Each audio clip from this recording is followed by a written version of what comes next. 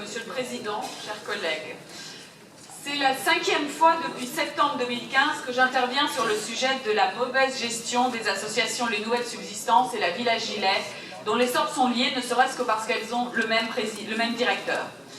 J'avais fait part alors de notre stupéfaction à la lecture du premier rapport concernant les nouvelles subsistances, qui décrivait des dérives graves intervenues au sein de ces deux structures.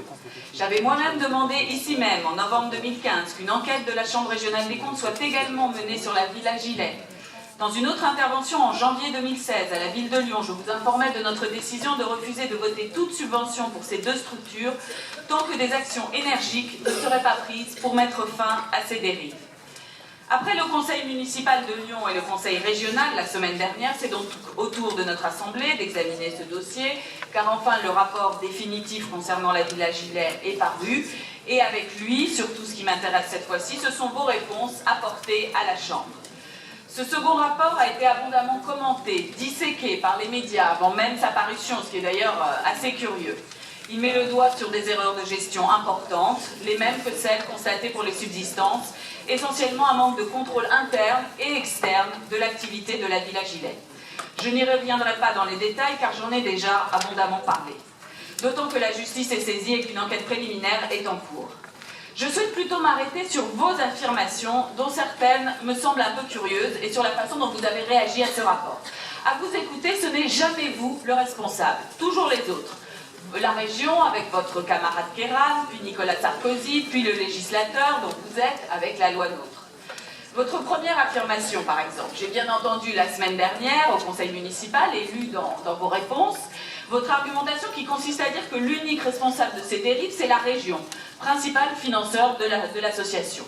C'est un argument un peu étrange, surtout venant de vous qui vous targuez de tout contrôler. Car même s'il est vrai que le principal financeur d'une structure a des responsabilités particulières, il est un peu facile de se défausser ainsi sur ce dossier de la Villa Gilet. Je note d'ailleurs en passant qu'en suivant votre logique, pour ce qui est du dossier des nouvelles subsistances, qui sont financées à près de 85% par la ville de Lyon, où les mêmes travers sont dénoncés, vous reconnaissez donc implicitement être l'unique responsable de ces dérives. Cette attitude nous inquiète un peu au moment où vous nous présentez votre budget pour 2016. Vous ajoutez pour votre défense ne pas avoir été appelé dans le comité de suivi du festival Mode d'Emploi, comme si il vous fallait une invitation pour y participer. Alors là, on va examiner le budget 2016, les 69 millions d'euros qui seront distribués par la métropole à des associations de droit privé, pour ne parler que de celles-là, et dans lequel vous n'êtes pas forcément le principal financeur, ne seront donc pas suivis de manière précise, si on vous entend. C'est ce que vous nous dites, puisque vous dites on n'est pas responsable. En réalité, c'est le manque de gouvernance des collectivités qui est dénoncé. Comme nous le faisons à la ville de Lyon, nous évoquons régulièrement ici ce sujet à propos de votre politique de subvention. Votre deuxième affirmation maintenant. Le festival Walks and Bridges a été initié sous la présidence de Nicolas Sarkozy, qui est décidément responsable de beaucoup de choses encore aujourd'hui. Et vous vous plaisez à répéter aussi qu'un nouveau membre de l'équipe de Laurent Wauquiez faisait partie des acteurs du dossier à Paris à cette période. Oui, c'est vrai, mais outre le fait que nous parlons là d'un fonctionnaire et non d'un décideur politique, il est clair que ce festival n'est pas l'élément essentiel du rapport, même s'il a été très médiatisé. Il a été financé par l'État, et donc même s'il s'agit d'argent public, ça ne concerne pas ici notre collectivité. En réalité, ce n'est vraiment pas le fond du dossier, et vous cherchez ainsi à détourner l'attention.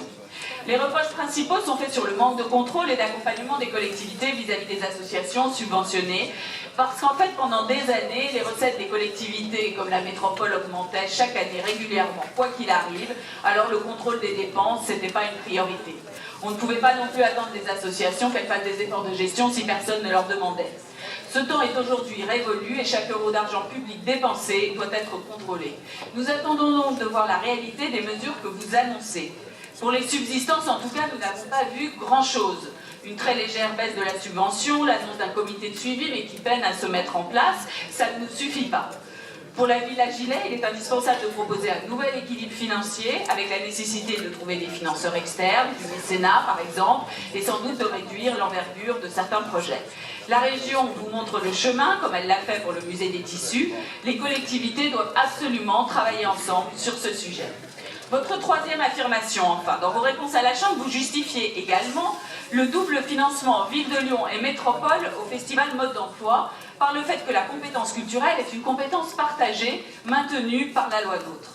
À ce propos, on peut regretter que la répartition précise des compétences entre collectivités qui avait été espérée au début de cette réforme est encore une fois avortée. Vous êtes législateur, vous auriez peut-être pu essayer de pousser dans ce sens. Mais on peut même dire que sur la compétence économique, même si ce n'est pas le sujet là, cette loi a encore rajouté à la confusion entre les différentes collectivités. Bref, le partage n'est toujours pas logique entre communes et métropoles. La Chambre souligne par exemple que vous financez le Festival Mode d'Emploi au titre d'événements d'agglomération à vocation nationale et internationale, mais que par exemple les assises du roman, elles, ne sont pas financées par la métropole, alors que selon ces critères, elles le pourraient. Où est la cohérence ? Vous précisez enfin à la Chambre que cette contribution facultative à l'activité culturelle doit être envisagée pour les collectivités en tenant compte des priorités à assumer dans le cadre de leur politique culturelle, mais aussi des autres compétences qui leur sont attribuées. C'est bien en effet toute la question aujourd'hui. Quelle doit être la politique culturelle de la métropole? Comment doit-elle être envisagée? Quelles sont nos priorités? Ce sujet n'a pas été abordé depuis la création de notre collectivité et la reprise des actions culturelles du département. Même si la culture reste pour la métropole une petite partie du budget, 1,5% du budget de fonctionnement, on constate aussi un déséquilibre évident entre le musée des Confluences et le reste, puisque le musée des Confluences à lui tout seul représente 43% du budget alloué à la culture en fonctionnement et en investissement, et qu'à côté de ce gros mastodonte, il y a d'autres subventions qu'on pourrait qualifier de petites, mais qui ne sont pas mineures, comme la Villa Gilet pour 100 000 € ou demain le musée des Tissus pour 125 000 €. Nous attendons donc en conclusion de votre part un point régulier sur les mesures mises en place au sein de la Villa Gilet. Vous avez parlé de plans stratégiques la semaine dernière à la Ville de Lyon, de comités de suivi.